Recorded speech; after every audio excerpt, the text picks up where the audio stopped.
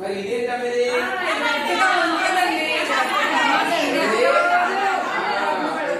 టమాటా అనేది ఎక్కువగా రుచిగా ఉండదు. మరి ఇదేంటిది? ఏంటిది? మా తెలుసమ్మా మీకు ఇది?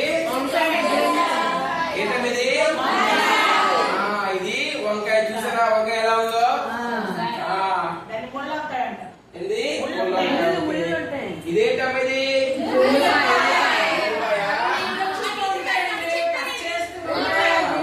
కొందరు ఉల్లిపాయ తినేసి వస్తే వాసన వస్తుంది లేదా అమ్మా? ఇక ఉల్లిపాయ వల్ల ఇంకోటి ఉంది సార్. ఉల్లిపాయ వాసన కూడా చెప్పొచ్చు కదా, వాసన కూడా చెప్పొచ్చు. మరి ఇదేంటిది?